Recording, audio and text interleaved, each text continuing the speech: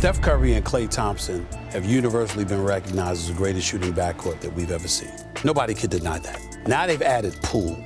Have you seen the range on this brother? Jordan Poole is the one moving without the basketball, catching and shooting on the run, pulling up from the logo off the dribble, going through one man, two men, three men, and dribbling and taking the ball to the hole and finishing at the basket. The arsenal in this brother's game is so lethal. When you combine that with the greatness of Steph Curry, who strikes fear in anybody, that's when you have to worry about one.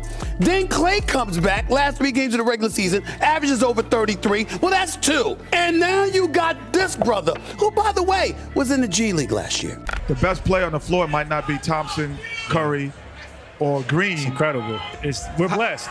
He's demonstrated he has the ability to be trusted with the ball in his hands and make big plays, whether they want to compare it to like me or anybody else that's trying to take that next step as a go-to scorer and a closer. And he's got a long road ahead of him as being a guy that's going to finish games and be the guy with the ball in his hands. He'll figure that out. Yeah, I've known Jordan since high school. We've been playing against each other for a long, long time. He's been the same type of player. Steph obviously gave him tips and his game has changed, but he's, herky-jerky, can shoot it. He's just more dangerous to step out just because he's going to get more shots up and more touches. So that's the really more difference about him with Stepehn A.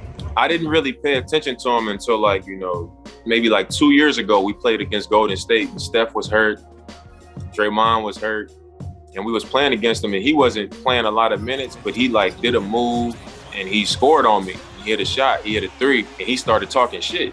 And I was like, I don't talk shit. I don't say nothing, I just play. If somebody say something to me, I'll say something back, but whatever. And towards, I think it was towards the end of the first half maybe or whatever, I'm at the free throw line and he's just back there just talking. So I turned to him and I'm like, man, shut the fuck, you know what I'm saying? Shut up. That's how kind of how I said to him. He was make me.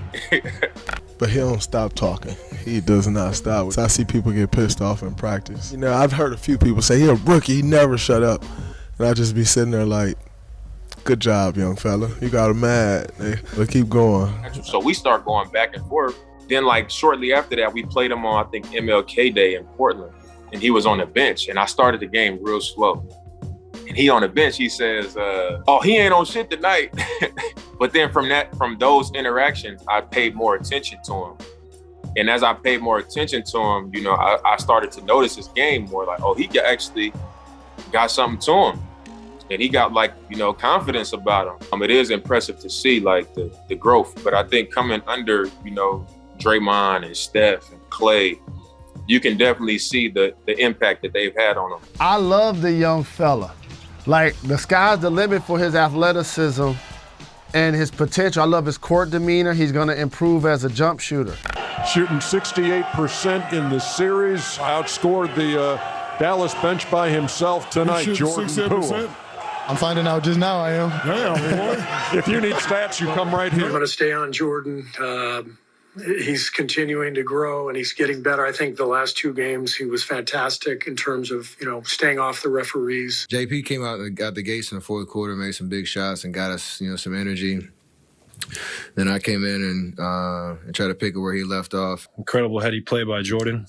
Hard cut to the rim, great find by Dante. And I'm very happy we're not in overtime right now. So give JP a lot of props. That's what a winner does. He just finds a way. Happy for JP. Probably not sure when the last time he had a game winner, so that was great. Oh, sorry. Oh, my gosh. Absolutely. And again, that's the injury to Klay. That's the injury to Steph, giving them minutes. And then Poole just flourishing as a certified bucket. Jordan Poole is a champion. He's a guy that's a spark plug off the bench. He's a guy that people have said, he's better when he's in the starting lineup. Well, here's your opportunity. The greatest shooter that God ever created is out of the mix. He's injured. And it's up to you to step in there and to show that the loss of him can be offset somewhat. And I think the Warriors are catching Miami at a bad time without Steph Curry, Klay Thompson, and Draymond Green tonight for the Warriors. Started for the Heat tonight.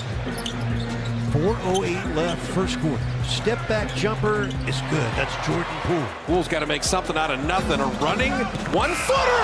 He backed it in for three. I love Jordan and love the way he's playing, and he was incredible. To play that way tonight without Steph and Klay and Wiggs and Draymond, he just set the tone right away. I think he hit the first 9 points of the game with 3 threes, and he was great. So he's just getting better and better. And you know, as I said, there's still so far to go, which is exciting. I mean, I look at his numbers.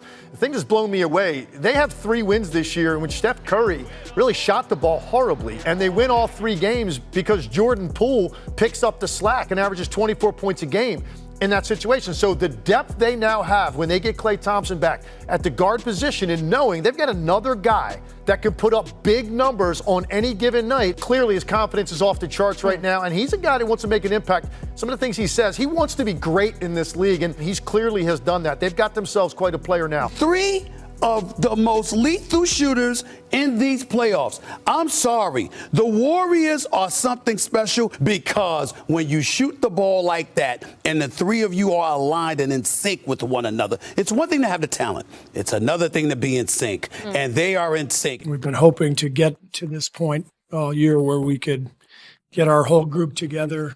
It's Pastor's paradise for me. You got Steph and Klay, Jordan, those 3 guys out there at the same time. For me as a pastor, that's heaven. Well, the challenge is you have 3 guys that are capable of putting up 30, 40 points. You've got Poole, you've got Thompson, you've got Curry that can knock it down. And lastly, I'll say this, we should have known better. I know a lot of times when we talk about the awards and how fine of a margin there has been, most improved, Jordan Poole, if there wasn't that situation with Steph and Klay being out and that oscillation there where a couple of their numbers went up and high, he would have probably been one of the front runners, if not potentially winning this. So we should have known better over the course of the season, watching Jordan Poole play, saying that this is the postseason where he could really be the breakout player. Be honest now. You guys have been together a long time. You guys argue, right? Yeah. It's not all, hey, buddy, how you doing? You guys argue, fight, have disagreements. Yeah, respectfully, that's a key word. Golden State Warriors All-Star Draymond Green threw a punch at his teammate Jordan Poole at practice. There's a lot of trust in the fabric of our team, who we are. It's for us to handle, privately. I'd be lying if I said that it hasn't been a lot of heated moments, that I've seen in my career, and I'm sure it's happened in every locker room. You never wish to see that, And this happens, don't get me wrong, way more than you think it does. I need to get a little bit more context on what happened, but again, I just never think it needs to get to that point. It happens, just like with your brother, your sister. You love them, you like them, you don't wish nothing bad on them. But a couple times here and there, you want to put your hands on them, and a couple times y'all do, so. When you win a championship, your second group come back so arrogant. Man, I was thinking that. Man, your second group come back so arrogant. I was thinking a lot of those players are up for bread. They talking, they yapping, in they sauce and all they moves, they talk. Remember, so you have to be a little more patient. You have to be a little more, you got to be the big homie. So some of that you have to take, I found, versus doing it in front of everybody. You want some real results? Pull them to the side. Get on some town business with them. Y'all get in a small confinement and then talk. And then see how that conversation goes. And that usually are your best results. Jordan Poole don't benefit from this at all. And there's no reason to sucker punch a young fella. You know what I'm saying? For me, that is the task at hand, to rebuild trust in our locker room. I felt as a man, I felt as a leader, that I would do everything that I can to make this right, or to right the ship, this team, to help Jordan, his family. Dre had to get our trust back, and he was very willing to do so. I mean, without Draymond, we're not the Warriors, and without JP, we're not the Warriors. Like, JP's our future. Dre's a legend, gonna have a statue outside one day. But it's just, brothers fight. We spend more time with each other than our families, which is just a reality, and we'll move past it, and we're just set on repeating. We know how hard the encore is, and I know we can do it.